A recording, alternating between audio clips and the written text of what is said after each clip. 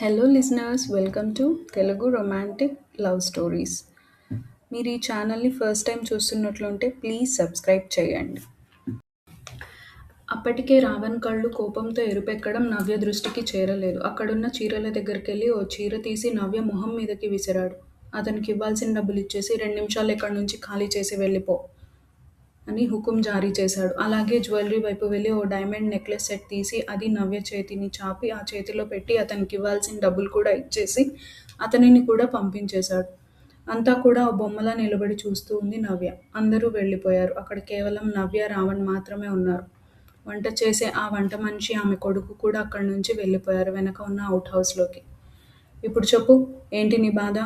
ఎందుకు నీకు నన్ను పెళ్లి చేసుకోవడం ఇష్టం లేదు? సూటిగా నవ్య వైపు చూస్తూ అడిగాడు.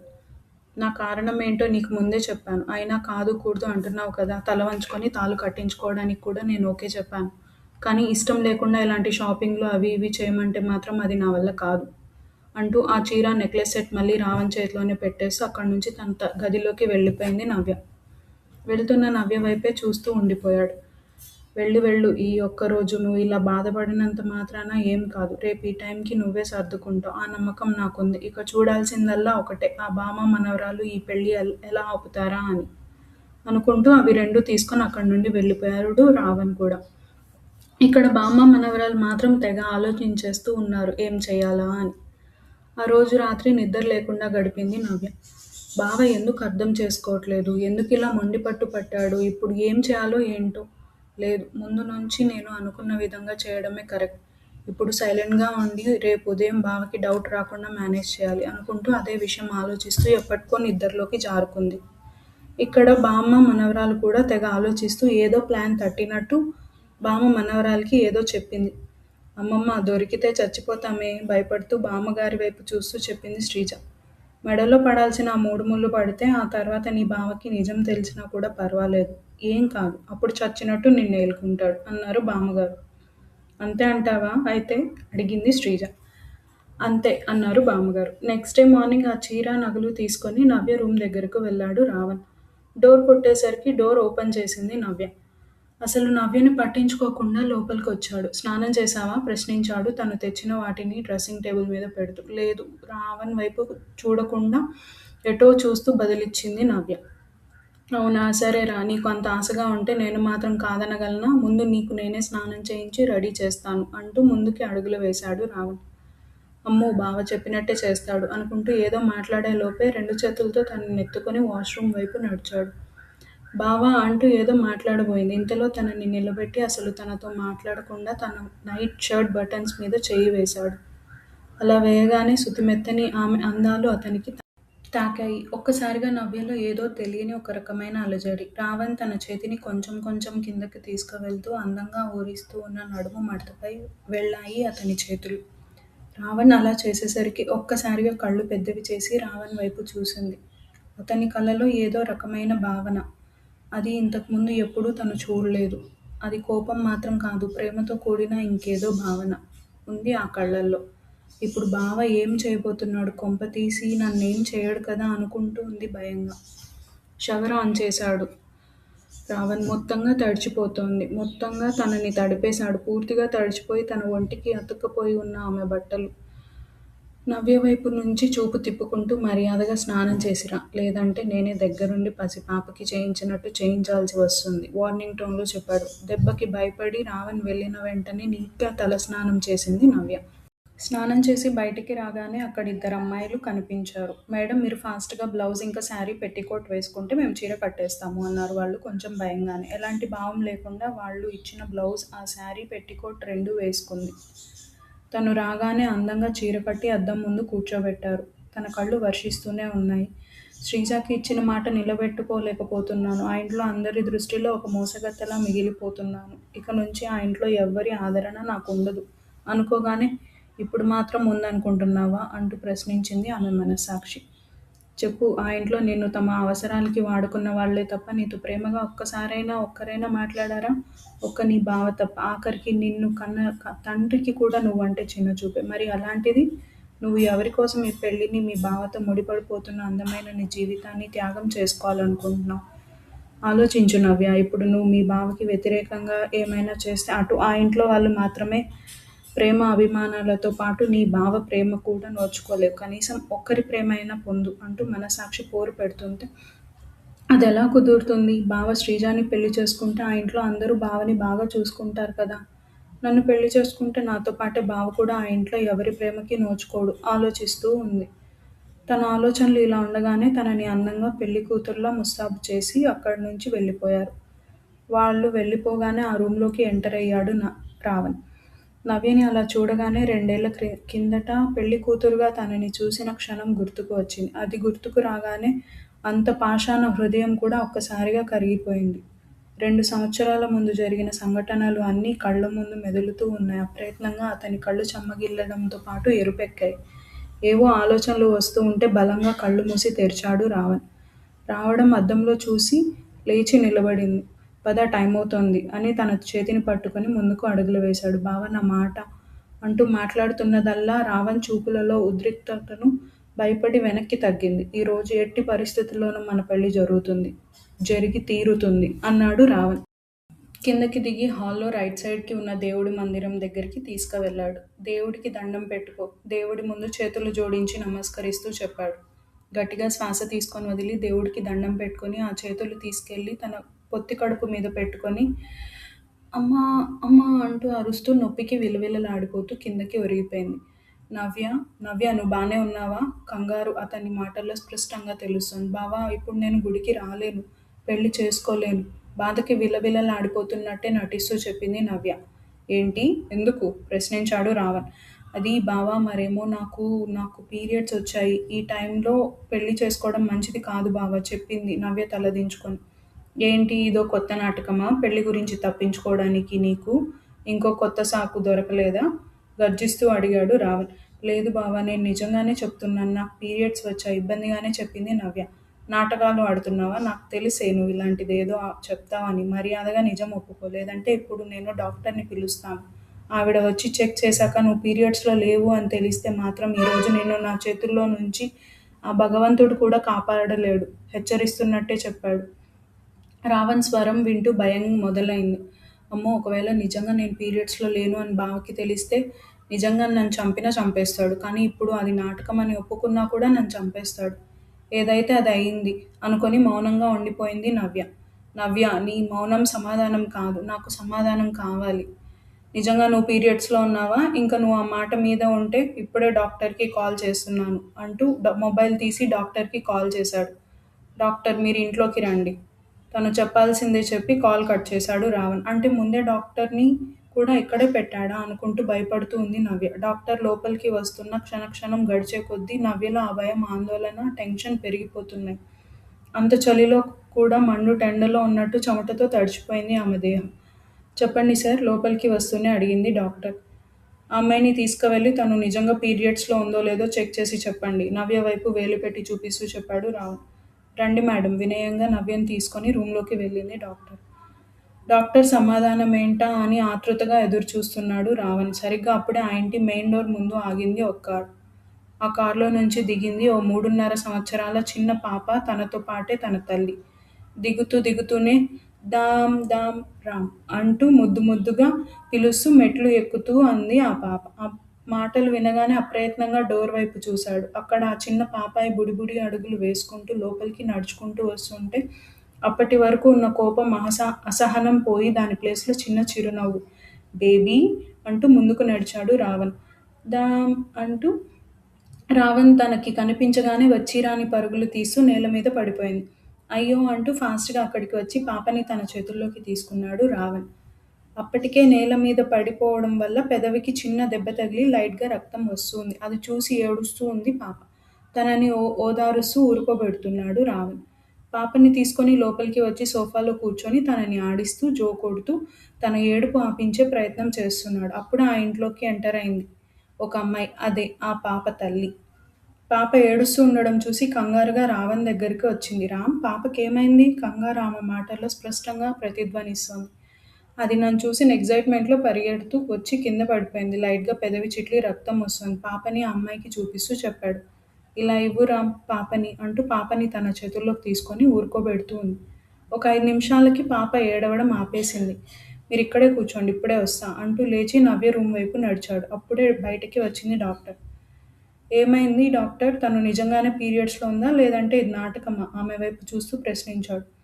"లేదు, she is in her periods. తను నిజంగానే పీరియడ్స్‌లో ఉన్నారు.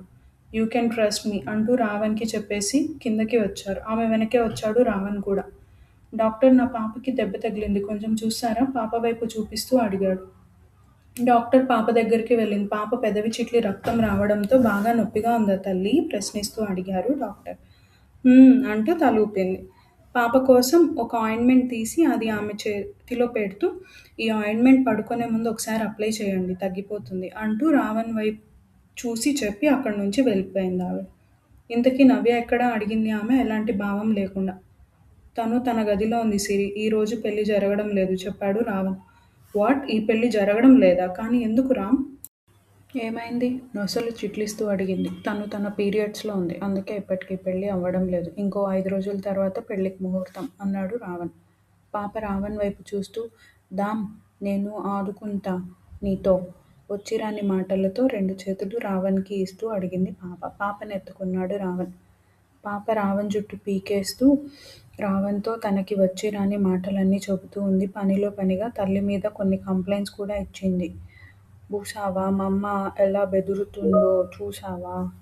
రామ్ వైపు చూస్తూ చెప్పింది. "మనం మమ్మీని హాస్టల్లో జాయిన్ చేద్దాం, ఓకేనా బేబీ?" అడిగాడు రావణ్. "ఓకే" చప్పట్లు కొడుతూ చెప్పింది పాప.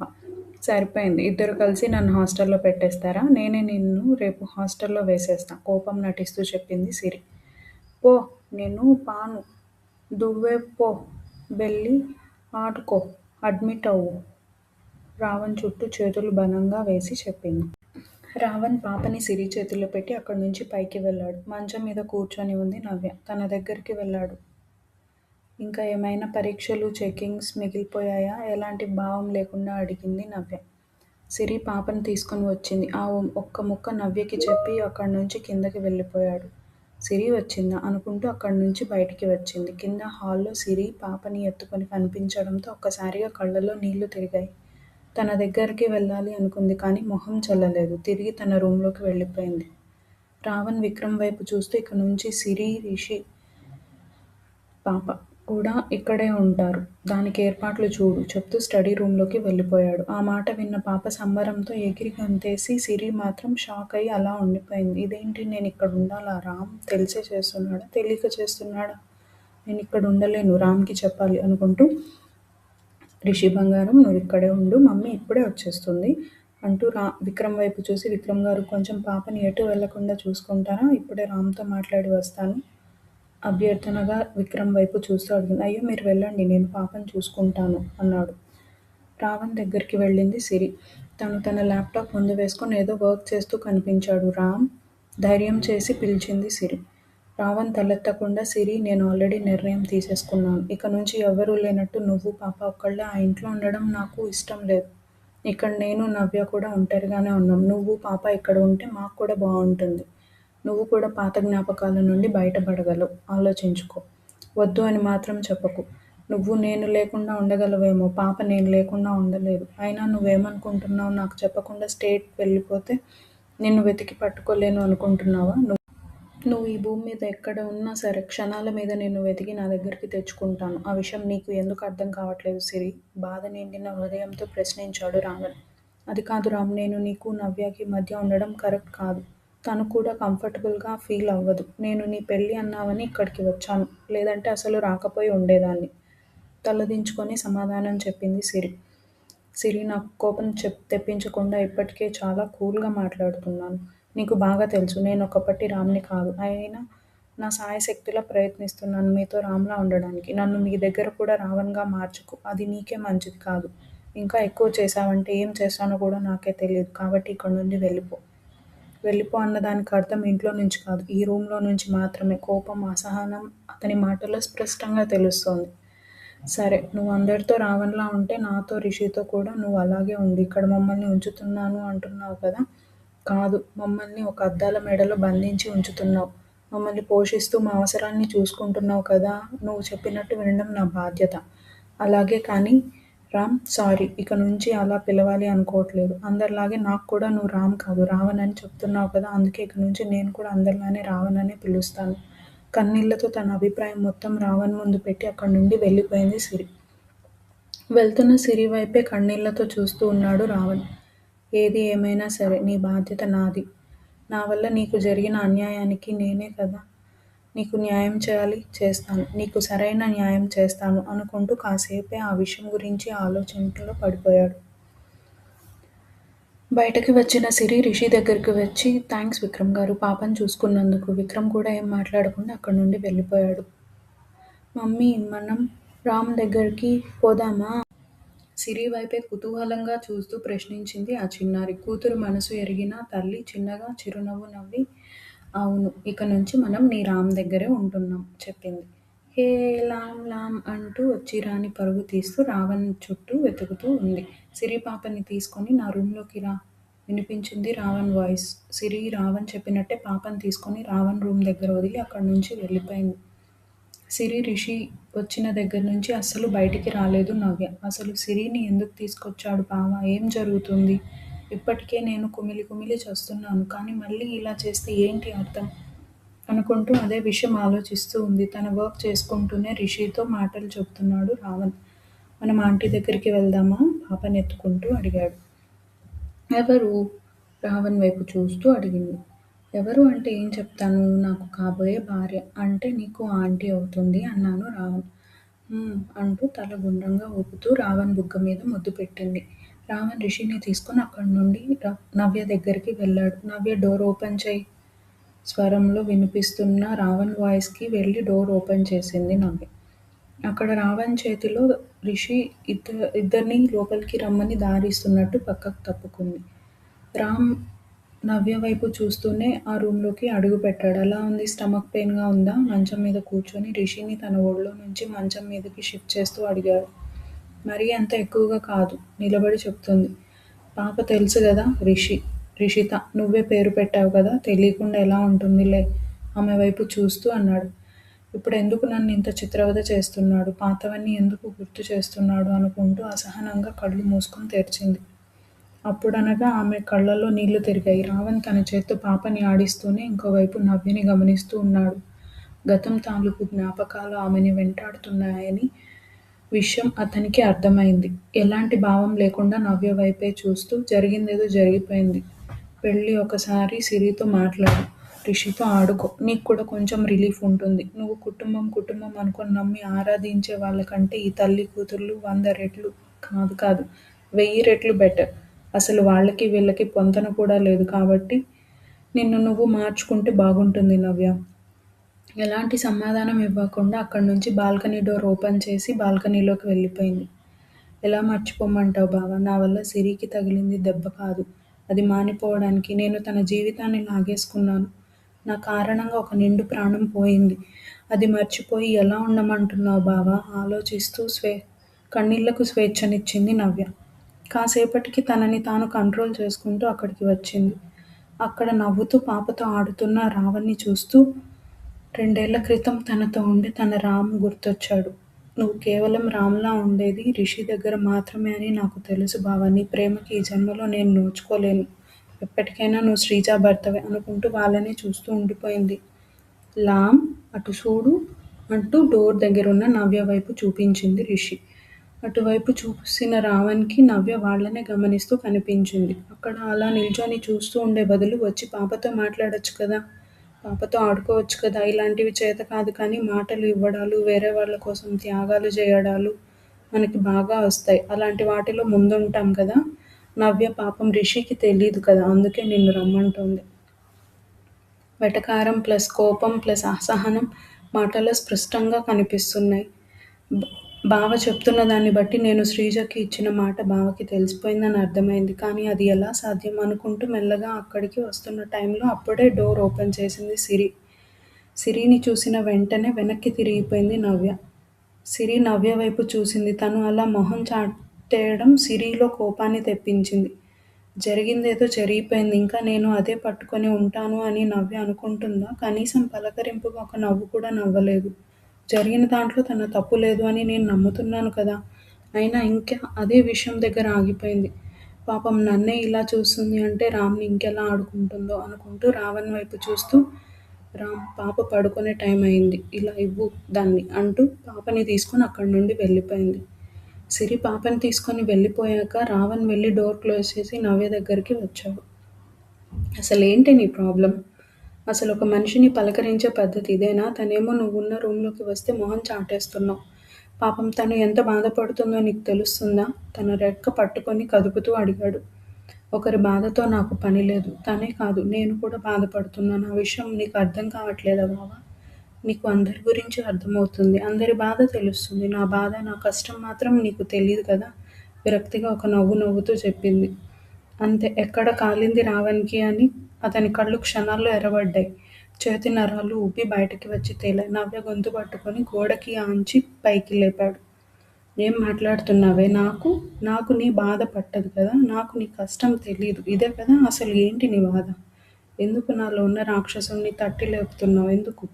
అరుస్తూ కోపం కంట్రోల్ కాక నవ్య గొంతు మీద చేయి పట్టు బిగించాడు. ఇక ఊపిరాడక కళ్ళు తేలేసింది.